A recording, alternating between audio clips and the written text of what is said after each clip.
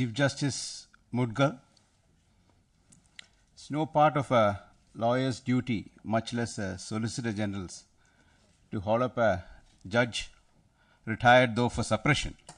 But I am going to do that in Justice Mudgal's case because he didn't tell you that the young lawyer who moved the Supreme Court challenging the ban was him. And I remember as a toddler lawyer standing far behind, having come there to watch the cricketers who had come, as to how agitated Justice Mudgal, then a young lawyer that he was, to get the ban set aside because the ban was for going to the United States of America instead of returning straight from the West Indies. So much for the doctrine of proportionality, which I hope you will address.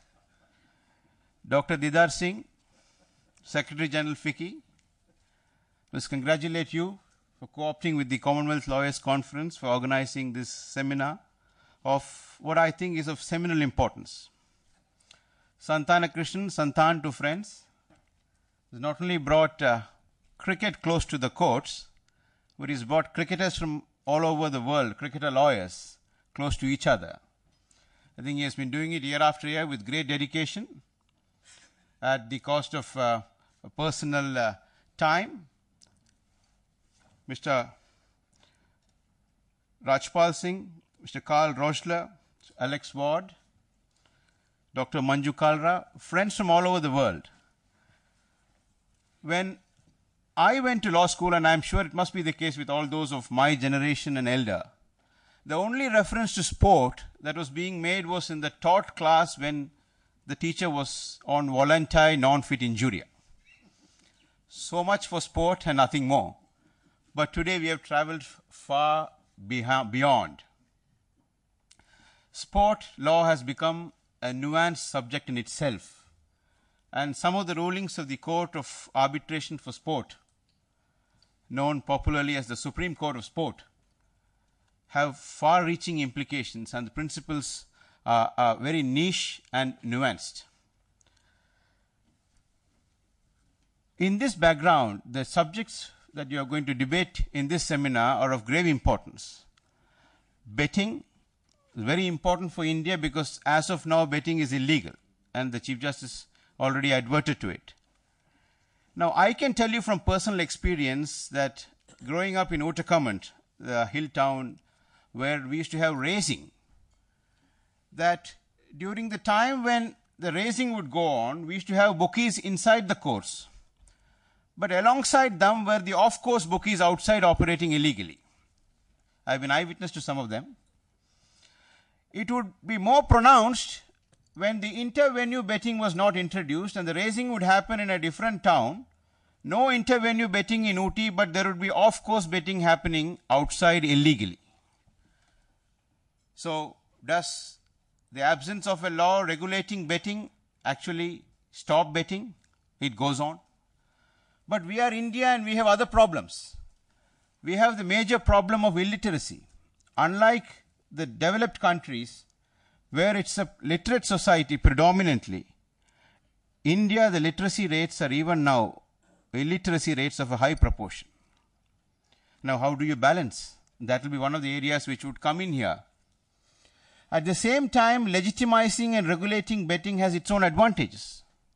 I remember reading that Betfair, a popular betting organization in England, was largely instrumental in providing the pattern of betting that happened in the match involving Davydenko, which created a lot of sensation.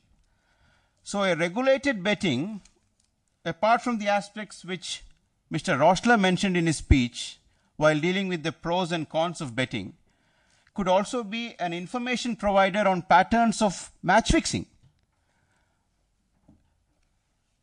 A genuine, legitimate, organized betting syndicate could be an enormous source of information for match fixing because as the match progresses, the odds would be going up, there would be a pattern emerging, and that could be an important source. So the seminar would now debate and balance the issue of need for regulated betting as opposed to the ills of betting, and that will be debated. It's been highlighted by Mr. Rochler. I would endorse his thoughts, and ultimately some solution should emerge for India. But I think there are other aspects which some of the articles, a very important, useful article of the famous English Queen's Counsel Michael Beloff. We used to earlier know him for his public law cases, but we also now additionally know him for his involvement in sport law. He's part of panels, and he brings out a large number of issues. There are other articles, and the 5 aspects that I have identified, which perhaps may come in for discussion, are the strict liability in doping.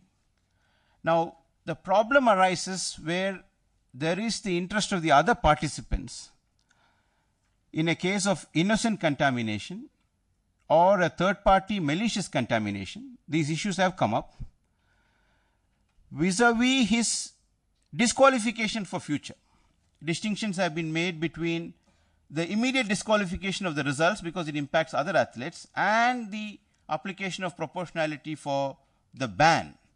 If it is a case of innocent contamination, where he is treated for an injury in a match played a week before, and a steroid had been administered which is in the prohibited list, and the next week in the Olympics he is hauled up for carrying a banned substance. Now, how do you balance the two? And if you are going to calibrate that for the suspension part, now what is the yardstick for that? That will be one of the issues. The second issue is the incidental issue of proportionality. It is by and large now accepted in sporting circles, and some of you experts will agree that a 4-year ban is as good as a life ban in the life of a sportsman. Now, how do you calibrate proportionality, a principle known to administrative law, into the sporting domain? Thirdly, the extent of the civil court's interference in the actions of the sport regulating bodies. Is it only to examine the compliance with their own set out rules, or can they go beyond? Would the Chancellor's foot come in, and if he feels that, look, this is a excessive ban, I interfere? Or if he feels unjustified, could he disqualify, or could he set aside the action taken? Then you have problems of non-compliance with testing procedures. The essential matters, non-essential matters. Now, it's a strict liability case. Normally in food adulteration cases, which we have in India, and you must be having the equivalent law abroad, the drugs and cosmetics cases, any small violation in the procedure prescribed would result in invalidating the proceedings. Now, are you to apply the same principle? Because the burden of proof principle is somewhere between preponderance of probability and beyond reasonable doubt. Now, where do you peg that?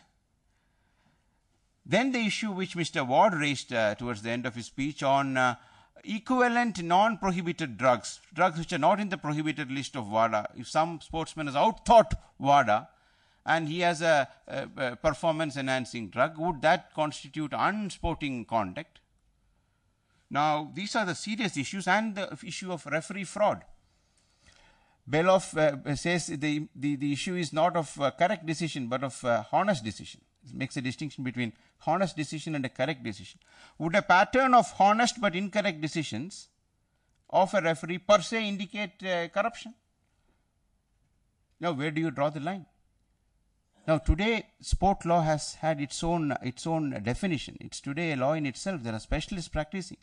And it's very, very appropriate and timely that a seminar of this nature is organized, particularly in India, because we are catching up. We have had issues. There have been debates on whether the existing laws are matched up. So in this background, I think it's a very important seminar, and I thank all of you for responding so spontaneously, and thank the organizers, and thank you for the opportunity to address you. Thank you very much.